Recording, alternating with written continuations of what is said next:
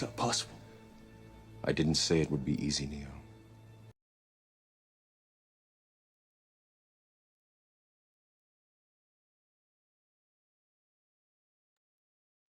All right, well, there you are. Sir, would you introduce yourself? Tell us your name and DOC number.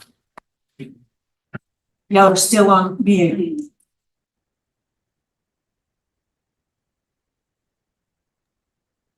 Can you hear me? Yes. Claude Bowell, 627151. Yes. 62,751. Yes, sir. So let me read identifying information and then we'll get started on the parole interview. Ms. Stapleton will be taking the lead on that. Yes, ma'am. Mr. Bowell, how do you say it? That's right, Bowell. Bowell, okay. Mr. Bowell, you're classified as a fourth felony offender. You're currently serving a 20-year sentence. You have various sentencing dates, starting in 14 for third, operating vehicle while intoxicated, 2018, fourth offense, DWI, and then let's see, then you were revoked. You were placed on probation in 19 for another fourth offense. You have your parole eligibility date is May 1st of this year, 2024. You have an adjusted good time date, which is June 5th, 2025. Is that information correct, sir? Everything's right, ma'am. All right. Would you answer Mrs. Stapleton? Yes, ma'am. Good morning, Mr. Bowell. Well, you've heard the charges. They're extremely serious and they're extensive also. I don't even know why I need to ask why all the DWIs and everything. I just want to say that there's extensive law enforcement opposition. The judge that was involved in this case, the statement that came from them said, why would we do it? Why would we release you just so you do it again? I've actually, at that time of my life, I was going through a lot. I went through a divorce. I lost my kids. In the divorce, I had a lot of stress on me at the time. I've never been this clear-headed in my life. I've went 5 years without any substance of any kind. I've educated myself inside. I've also got my high school diploma inside. I've also completed 6 certificates, graduated the SALSHAP program. I've never been this clear-headed in my life. I've worked at Champion Home Builders for going on ever since I've been here building homes. That's my trade. I'm a carpenter. I've lost my father the last couple of years, and I've also inherited that company that I will take over when I get home. My parents are waiting on me to return to take over the company. My mother is very strong in faith, and so am I. The Lord has granted me another chance, and I've strived to do better, and I see that I have done better. Things that I didn't even think I could do. I taught myself trigonometry. I got my high school's diploma. In the process of doing that, all these classes that I've done and everything that I've done since I've been down, it's really showed me that I can actually do something with my life, and I've done a lot. At that time that I was going through these DWIs that I did, as you can notice, that I did most of them in the same area, the same year. I was going through a divorce with my very love of my life, and I had very stressed with my 3 kids. And I was very angry, and I was having a problem with alcohol a lot at that time. And I'm truthful about that. And I pled guilty to my charge immediately. And I pled guilty to the DWI because I knew I was wrong. But I think I've done my time, and I'm ready to show what I am capable of. The year, if I'm correct, well, you tell me what year did that happen in, that all of this? Just to make sure that I'm right here. The year that I got the divorce, or the year that I got the DWI? Well, you were saying everything happened at the same time as a result of one. All of it happened to me in 15, 16, and 17. And so you were brought to court and charged maybe in 2019. Is that when? Yes, ma'am. 2019. Children? You have children? Yes, ma'am. I have 3 children, one in college, one finishing high school, and my 14-year-old little baby girl. Okay. And y'all are in communication and in a good place, you and your children? Yes, ma'am. Now they've come around the last couple of years. They were very angry at me at the beginning of my jokes for leaving them. And, you know, it's understandable. My older children were. My younger one, she's always been more adapted to me. But my older ones are kind of, you know, the older you are, the vendetta, they was kind of angry at me for going to jail for DWI. But now they were at when I got my high school diploma, my mom and dad, you know, when they came to the facility, you know, we've been back together for the last couple of years, talking in good faith and everything. Well, that's wonderful, Mr. Bowell. You know, alcoholism is a problem that millions of people suffer from. And it is an ongoing problem, just as though if it was heroin or cocaine or anything else. So I know that it is a huge struggle. The problem is with the DWIs, you can kill somebody on the road. Yes, ma'am. Heroin and cocaine, you might kill yourself, but the DWIs, you kill other people. So I know that would be a huge problem for law enforcement or for a judge or something like that. Something like this were granted and then you relapsed and then somebody lost their life because of it. So that's an issue. But I do see though, like you said, where you've really worked hard and you've done oil and you've taken victim awareness and just all the good programs that you've applied yourself to. And it's really good to hear about that. So I'm going to let my other board members speak now. Thank you. Okay, what are you doing at the facility now?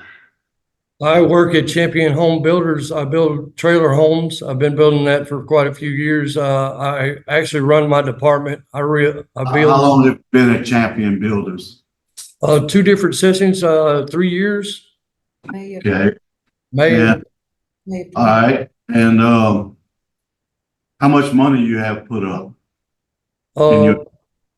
That I've kept here. I've sent a lot home, but I got about $3 grand. Okay, and how much have you sent home? Just give me a wild guess. I've sent home probably $7 grand over the time I've been down, and I've because I bought my daughter a car for college and stuff like that. Okay. All right.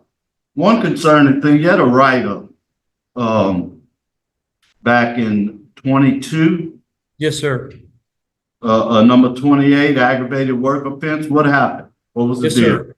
Oh, well, I had switched jobs from Champions. I started there I worked there for over a year and a half. And they got me into the high school diploma. So I had to start a job to work at night to where I can go to school during the day. So I did that and I went to the Golden Nugget and I worked there for a year because I had to teach myself trigonometry to get the high school diploma. They didn't have that when I was in school. So I learned that and got my high school diploma. Mhm. But they told me I could go back to Champions to making my good money. But they said that the boss told the warden that I was too good of an employee and he would not release me. So I went to work and told him that I wanted to quit the job to where I could go back to Champions to make my good money to save to get out. And he said, okay, you can. And then when I went back, they said I wasn't allowed to quit and I got wrote up for quitting my job and they put me back at Champions, but I got a write-up for quitting. Okay, how much you make at Champion? I make $14 an hour.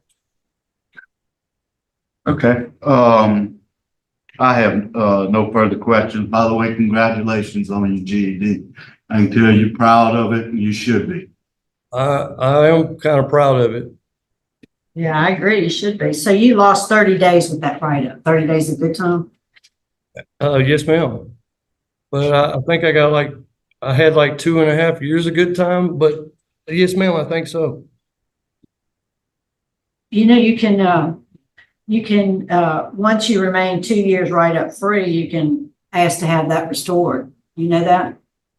Yes, ma'am, I did.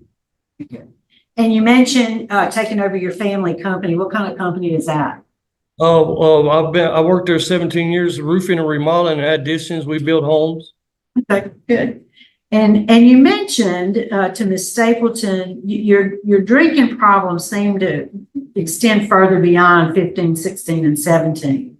Because I see, your first arrest was in 2012. And you have, well, I quit counting at six arrests for DWIs. The last was in September of 19.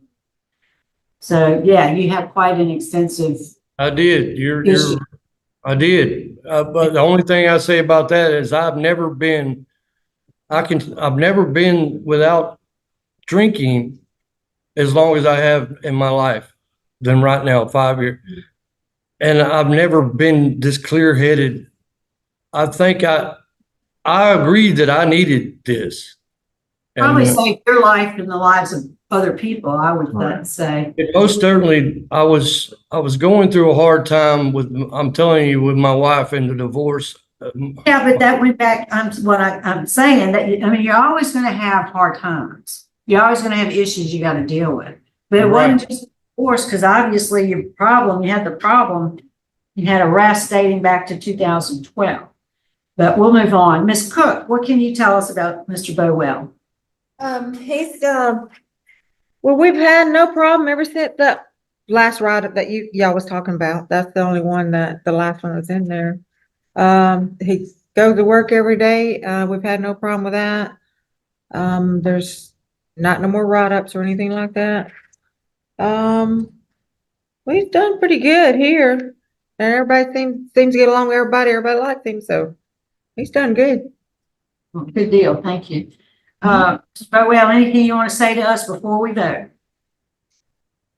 No, ma'am. God bless. Thank y'all. All right, thanks for that. Can I explore We're going to executive session. Yeah, we have a motion for executive I'll session and a second by Mr. Freeman. Can you call the roll? Cheryl Lawson. Yes. Steve Freeman. Yes. Carolyn Stapleton. Yes. Mr. Bowell, we're going to be in executive session for a few moments to discuss confidential matters. Stand by. We'll be right back. Yes, ma'am. All right, Mr. Bowell, we're back in session. It is 10:49. We're prepared to vote. Mrs. Stapleton will be voting first. Mr. Bowell, first of all, I want to tell you, we're all very proud of you about the GED and all the classes you took. That is no small matter. And God help me, I don't think I could learn trigonometry at this age. So I know that was hard. And I know that you're applying yourself. At this time, I'm going to deny your parole due to extensive law enforcement opposition, but you've got a good time date that is, as I see it, June of 2025. So it's not too far away. So keep up the good work that you're doing and keep your focus so that when you get out, we don't ever see you again and you have a good rest of your life with your family. That's my vote. Thank you. Mr. Freeman. With the criminal history, I concur and I vote to. Mr. Bowell, I do agree. I'm concerned. I'm really proud of the work that you've done and the good things that the facility there has to say about you and the things that you've said and that you're doing well. But because of the opposition that's been expressed, my vote today also is to deny. And you had the write-up, and that was less than 2 years ago. So good luck to you, sir. Keep you focused. Keep working. Yes, ma'am. That concludes our business at Southwest. So we're going to sign off at 10:50. Thanks for accommodating us today.